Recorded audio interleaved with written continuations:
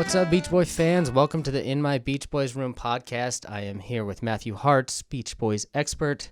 I'm the casual fan. He is teaching me things about the Beach Boys. We are all the way up to 1967 now, and we're going to get right into that, but got to do our social media drops. So if you want to follow us on Instagram, you can check out Matthew Hartz Music, and on Twitter, it's Matthew_Hartz. We also have a YouTube page, which is Matthew Hartz Music. And on that, we're going to throw up a dance music breakdown. Dance. Oh, excuse me. Sorry. Missed one of the dances. Dance music breakdown. This is a video that you would find on our Patreon page that would break down and teach you the song, kind of how you teach them in a clinic, right? Yeah, it's not for a beginner, but it basically outlines the tune for a musician and shows you how the tune's put together and the important parts. Okay. And so this would be we do have beginner level stuff, but this is one of the more advanced. We just kind of want to give our listeners an idea of what you get when you sign up and support the podcast on Patreon. And once again, thank all of you for listening and supporting the podcast. So let's get into 1967. We got some albums to talk about, right? Yeah, but first we have to talk about the fact that Smile was never released. Brian abandoned Smile. So Brian was the one that abandoned it. Yes, he quit on it. Oh. Because his mental health was suffering. That's what I believe very much what happened. And David Leaf has a famous quote in one of the box set notes, I think. It says, "By killing Smile, he saved himself." Oh, wow. Okay, and so this was the beginning. When was this exactly? This was, the beginning, spring of 1967. Okay, okay. So he calls Smile off. Yeah, Capitol has advertised for it.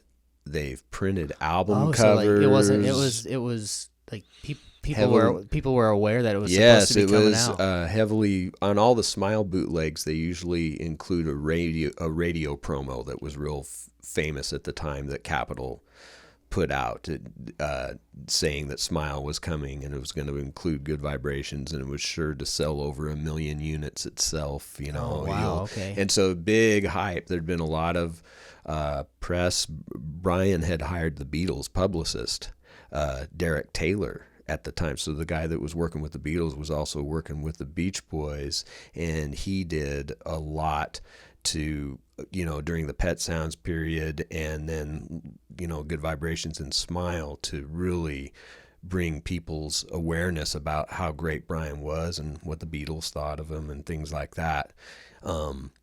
Derek Taylor himself was quite disappointed and didn't make any bones about it. All this finely wrought, finely crafted music that he had spent so much time on, everybody was waiting for it, just scrapped. Yeah. Just gone, and so nothing. So then what happened after that then? Well, then we come into the trilogy of albums. In 67, Smiley Smile, Wild Honey, and then 68, Friends. It's really come to be my favorite period of the Beach Boys. Sequence of albums? My favorite. These are the albums I reach for the most. These are the albums I feel really express in a really simple, joyful way Brian's brilliant music.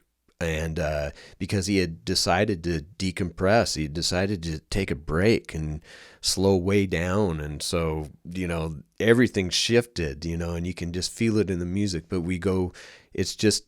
I love this period of the Beach Boys after Smile, especially in what they did in these albums. And these came into whereas Pet Sounds and Smile came in late in my Beach Boys life, Smiley Smile was one of the first after the first three of Moms. And we found it at a garage sale in Twin Falls. And I think I was no older than like 5 or 6. And it's so different that I remember bringing that home.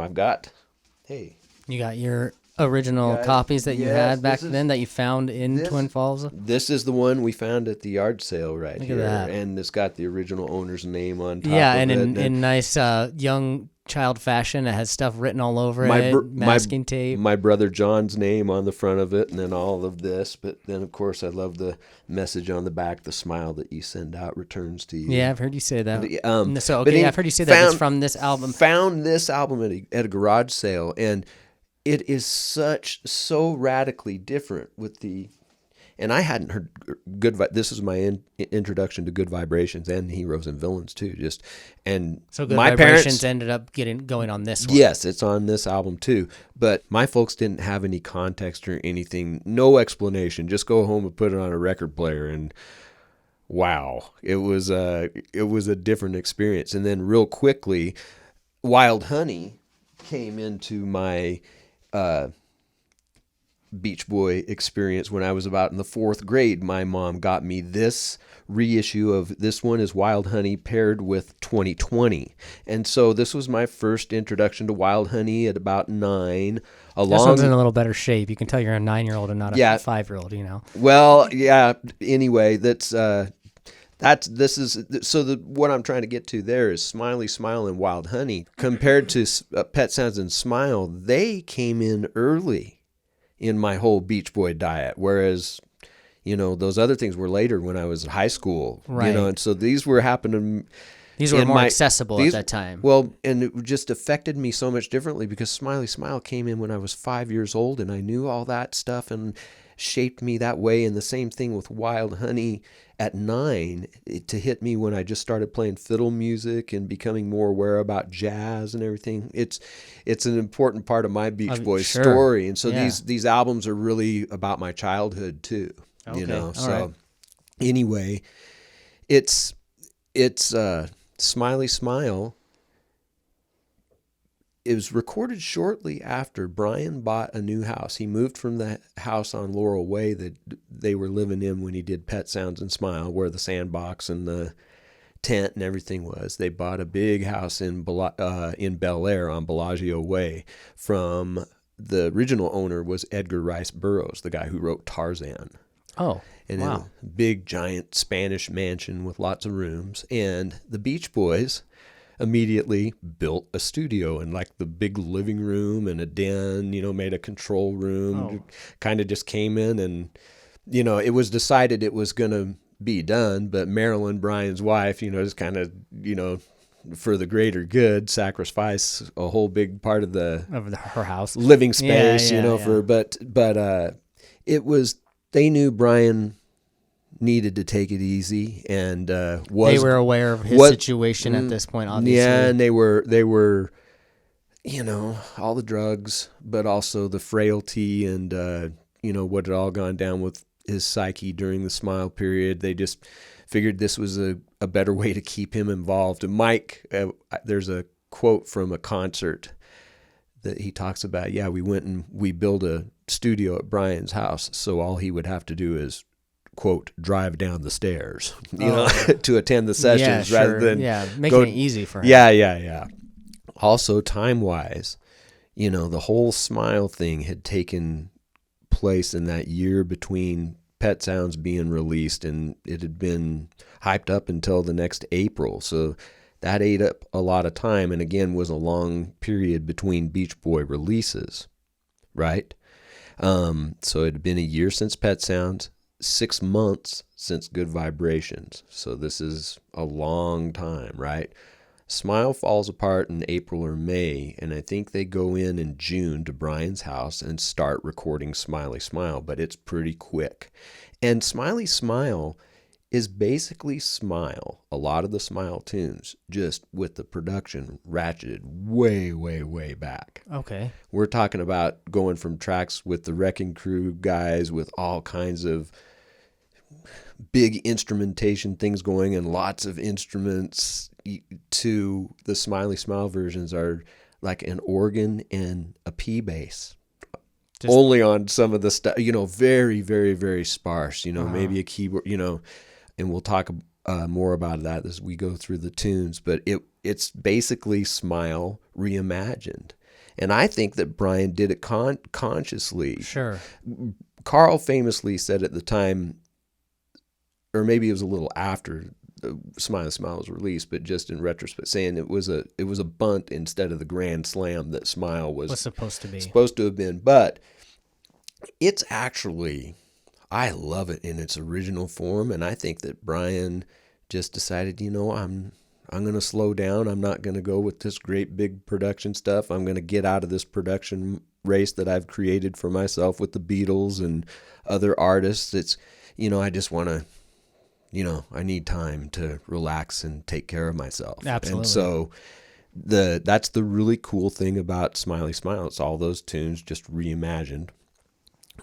Everything except Good Vibrations and Heroes and Villains, most of the track, and a small part of Vegetables. Everything was redone at Brian's house in the very simplistic manner. Yes. So real quick, I know this is somewhat off topic, but it's Smiley Smile and all their album titles for that matter, are those coming from Brian? Are those coming from him? I think that was Brian's idea to go with Smiley Smile.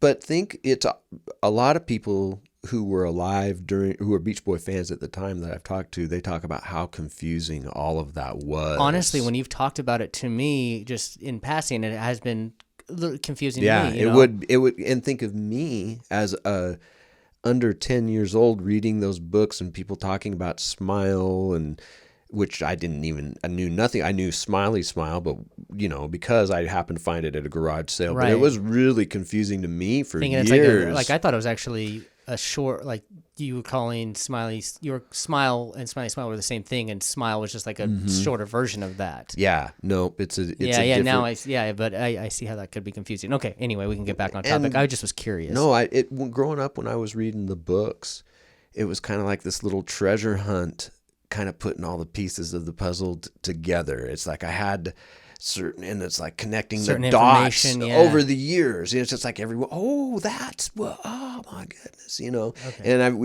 it was just really cool every time I'd figure out a nugget like that, right? Absolutely. So anyway, the individual tunes, the things of note, Heroes and Villains, they finished up most of the vocals at the house, and because they didn't have much effects to work with, Brian had them run microphones out to the empty swimming pool that was still empty because they hadn't filled it because they just moved in, and had the Beach Boys get in the empty swimming pool and record the vocals. Interesting. Yeah. Yep. Wow. Can you tell the difference? Can you, if you are listening for it, does it sound... You can hear a lot of subtle effects on the vocals in Smiley Smile, and I'm not quite sure which section that one in particular was, but if you listen to it and just listen for differences, I can't tell you which part they recorded in the empty swimming pool, but I know that was done. Right. Vegetables, the song that comes after that, which was a Smile tune. I call it the production statement of the album because it starts with only a Fender P bass, just boom, boom, boom, boom, boom, boom, boom, boom. For the majority of the album, that's all it is, and it is only playing root notes. It's not even playing alternate notes. It's just playing the root notes of the chords, and it is very different and very revolutionary. And it sounds like, they got the idea from a kindergartner's bass book, or something like that. It's really something I'd pick up the bass and start doing. Maybe. Yeah, I could show you how to do it today and not in a short amount of time. And I could play it and play along with it. I'll bet. Yeah. Next, we have Fall Breaks and Back to Winter, subtitled, I think, The Woody Woodpecker Symphony. And I have to give myself credit. I figured this out a long time ago before a lot of people did. This is Brian's Candle instead of The Great Big Fire. Oh, okay. And he said he was going to do this after Smile. He says, I don't have to do a great big scary fire. I can just do a candle. This is the fire music reinterpreted in a masterful way. And I started hearing the threads when I was little, or actually this was a teenager, and I was making the connection between the fire music and this, and no one had ever told me. But then as time went along, as a matter of fact, when Brian released his version in 2004, he included vocals from Fall Breaks and Back to Winter over the fire music. Oh. So that's kind of cool. That's the candle. She's Going Bald. We got old Betty over here. I love Betty. Betty's my girl. Betty, people ask me about Betty. I just say, that's the girl from She's Going Bald. Yeah. Hop on YouTube and see. You got to check out got a lot of cool stuff behind Matthew right now. Yeah, I've got two of my favorite things. A friend did oil paintings of the Smiley Smile and Wild Honey covers. Yeah, it looks really cool. Yeah, well, back to She's Going Bald, I have a funny story. My Jones cousins on the Hart side, they lived in California at the time. They would come every summer to visit us and then go up and visit Grandma and Grandpa in Boise. We lived in Twin Falls at the time. Then they'd come to Boise to see Uncle Sam's family and Grandma and Grandpa. Anyway, they stopped by, and we had just got this Smiley Smile thing, and we loved She's Going Bald because there's a part sped up in the middle of it. And I always wondered if my record was just broken in that spot because the tape is sped up and it gets to where their voices are super high. It sounds like they're on helium in the middle of this. And my cousin Pat Jones, who's a fantastic drummer and played with me many years, he said, you guys would just put that thing on and just laugh and laugh. And I think I was probably 5 and John was 3. So anyway, that's She's Going Bald has a little bit of special stuff for me. Yeah, definitely. Then we go Little Pad, which for what happens at the beginning of it, it's last song on side 1. And I didn't know this as a kid, but when it was re-released and I heard it again for the first time in a long time, Brian is, well, let's just say he is taking a hit of something, or one of them is. You can hear that? Yes, at the beginning of it, and then they're laughing as that person is trying to keep from.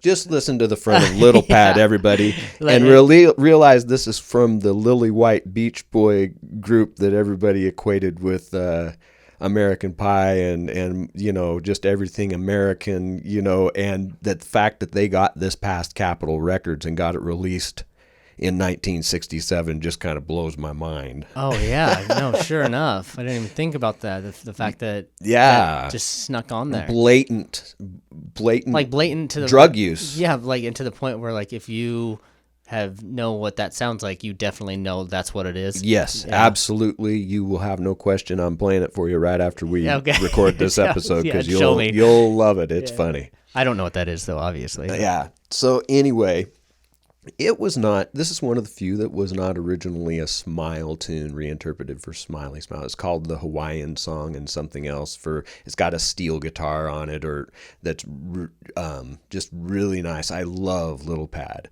Side 2 starts with Good Vibrations, which we've already talked about ad nauseum. There's always wonder in the Beach Boy world as to whether Brian really wanted even Good Vibrations on Smile, let alone on Smiley Smile. Right. But it was, Capitol insisted on it, and I hear stories like that over the years, and then I hear Brian's idea was different from what we all thought.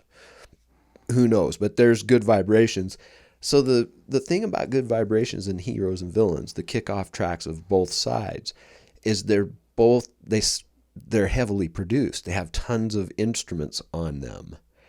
And then you go right from that to Heroes and Villains to Vegetables to just the P bass for the second. And then I don't think there's any instruments, sans an organ on the next song after after Good Vibrations. And that's a chant from Smile called With Me Tonight. It's a beautiful little segment of music. And then after that comes Wind Chimes, which this is very different than the Smile version. I was blown away when I finally heard the Smile version after hearing the Smiley Smile version all my life since I was a little kid. I was like, whoa, that was a whole different... The Smile version is a lot happier. That's why you'll always see... I've got wind chimes outside of here, and then there's wind chimes in that Smile coming down display coming down the stairs to the museum. Yep. But for Smiley Smile, he put it in a minor key. It made it a very, very more foreboding tune with a whole different feel. Can I interject here for a second? Do you know if because of the dumb, I don't want to say dumbed down production, but the smaller scale production of things, if there was like criticism that fans not really like that too much? Oh yeah, we'll get into that. Okay. Yeah. Okay. Sorry. Okay. Nope. Yeah. So Moving along. Wind chimes. We're in a minor key. They do some, like Dennis Wilson said shortly after that. He says, "Listen to wind chimes. Nobody even sings like that." They did weird experimental thing and stuff where they weren't even singing. They were just making noise. And then at the very end of Wind Chimes on Smiley Smile is this beautiful little boys. They recorded themselves like they're a little church boys choir with singing like old, like you're hearing it in an old medieval church. Oh, interesting. Except for it's mixed down really small. It's really cool. It's really cool. So that's the Wind Chimes on Smiley Smile, being really different than the Smile version. Wonderful, which comes up a couple songs later. It's the same as the Smile tune, but it has an added bridge. That being said, it has some of the original verses left out, but it's the same tune. On the Smiley Smile version, it's an organ primarily that accompanies on it, and the brilliant music is there, and that was always since I was very young. I knew that tune was special. I didn't know why. I didn't know. Whoa, there's some stuff going on here, and I always loved that, but didn't think anybody else even knew about it. Right. Growing up, and then when I got my, that's a highlight of the Smile stuff is the original version of Wonderful, and then to hear that, I've already talked about, on the Smile episode, how pivotal that tune is for me. So a couple of neat things about Smiley Smile is when he got Heroes and Villains done in July, I think, before they released it, he was consulting with an astrologer at the time, and he was into all kinds of things. He was reading the I Ching. He was going down some paths with these new friends were turning him on to all of this stuff, and he was just like, just trying to take in everything. So he was consulting with an astrologer at what's the right time to release Heroes and Villains. This is after the success of Good Vibrations, and I guess it's July 11th or 12th. Oh, this is take it. You need to debut it here, and so he got a little posse together, and they probably even took a couple of cars, and they drove down to this radio station. I can't remember which one, but he kind of waltzed in and said, "Hey, I'm Brian Wilson of the Beach Boys, and I've got the new single here, and we want to give you guys an exclusive on it."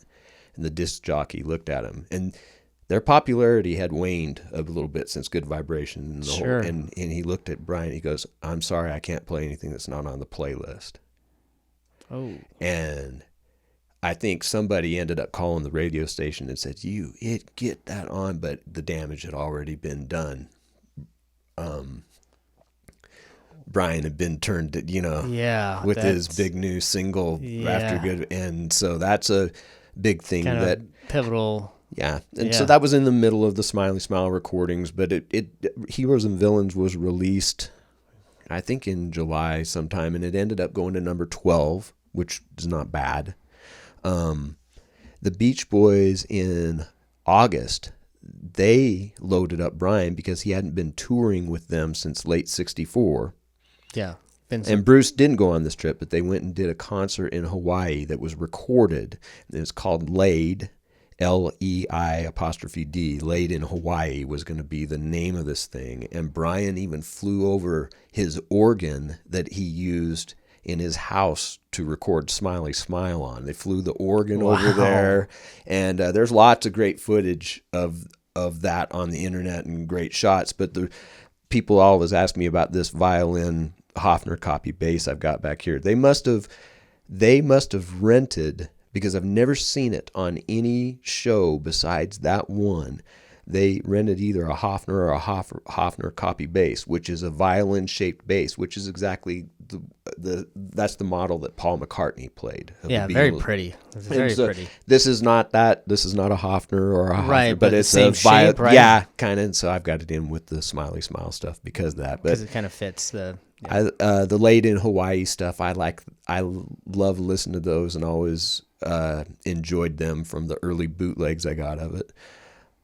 Smiley Smile was released in September. The engineer, Jim Lockhart, needs some mention because he had to go through the whole thing of building the studio I assumed that he did, building the studio and getting going on pretty, minimal equipment and pretty primitive times to get the album together.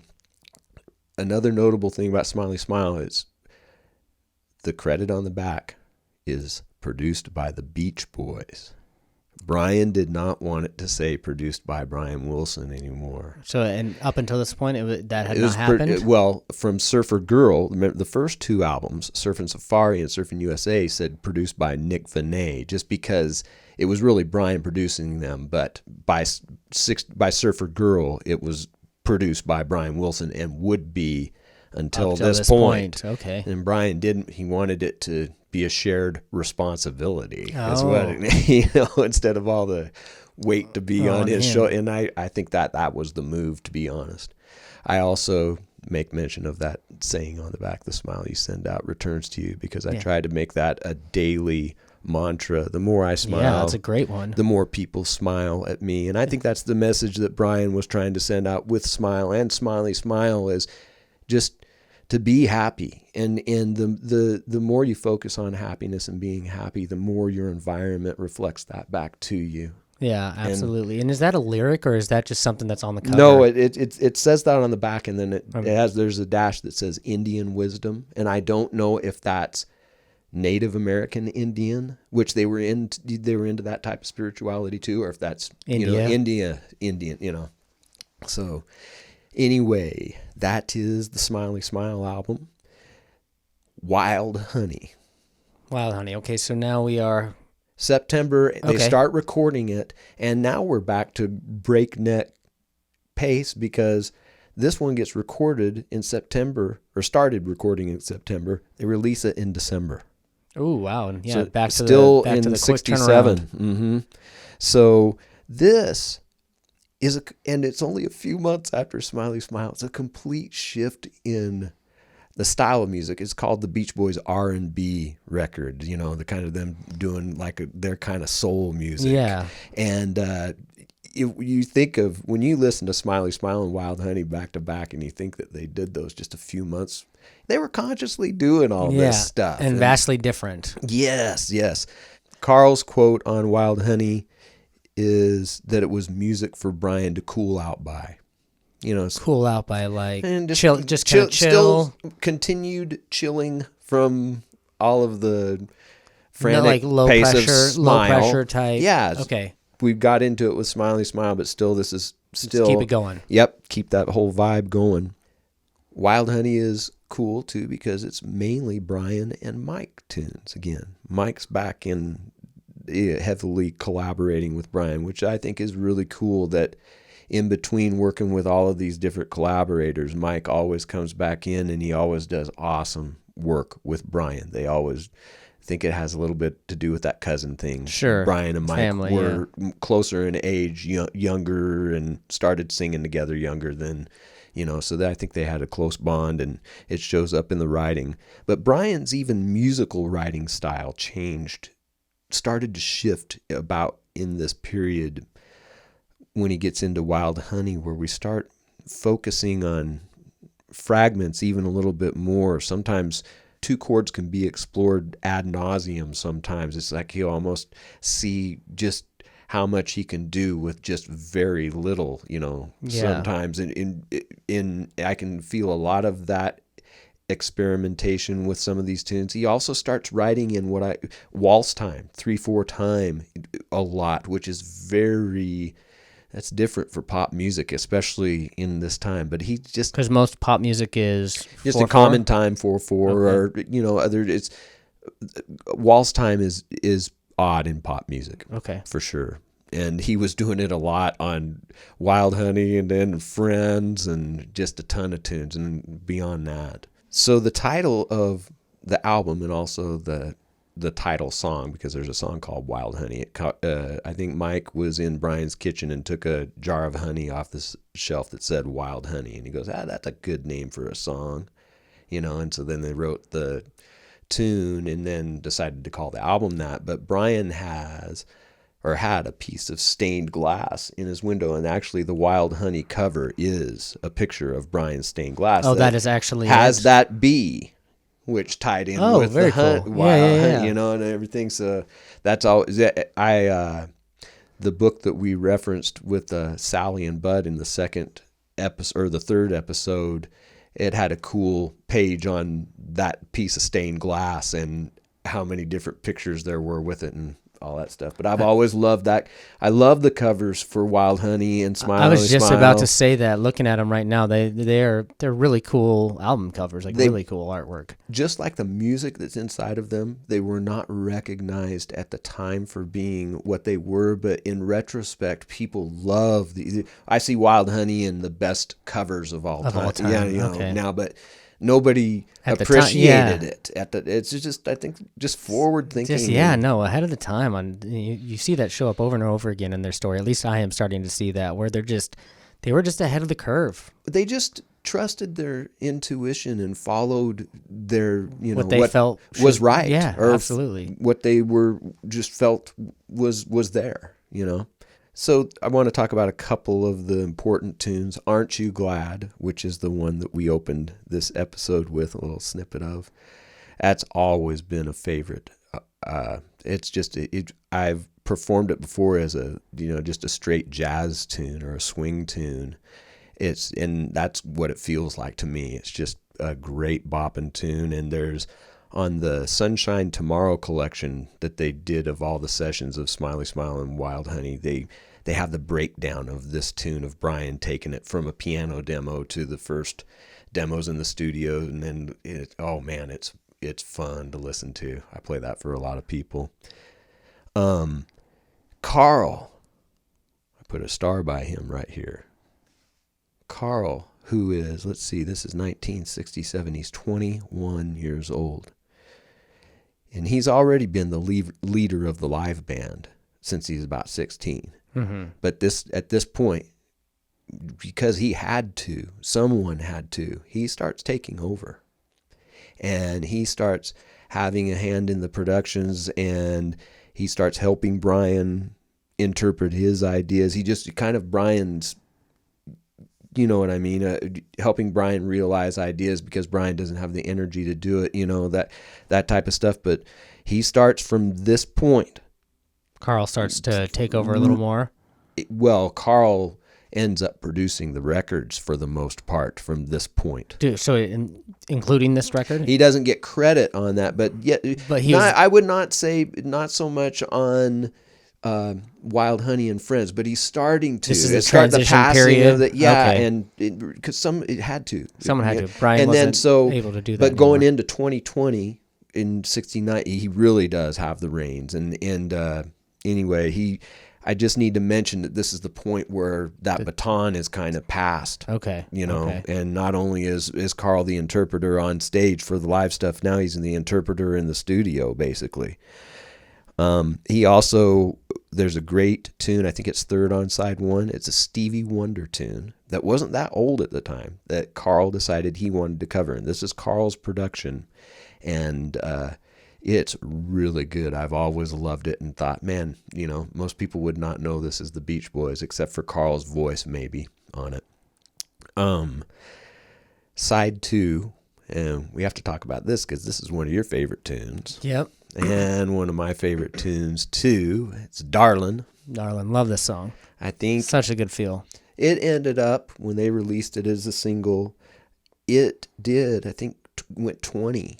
Which was big. That was good for what had gone on with the records and stuff like that. So it did get some airplay and was somewhat of a hit. My funny story with Darlin' is that I remember I briefly heard it when I was a kid and didn't really like it, but then I rediscovered it as an adult and was like, this is the Beach Boys? I had no idea this was the Beach Boys. I was like, oh my God, I love this song. And now I think I would probably say number one, at least top three for me. Wow. For Beach Boys. It's a great tune. It was, after this point, it was almost always a big part of the live shows.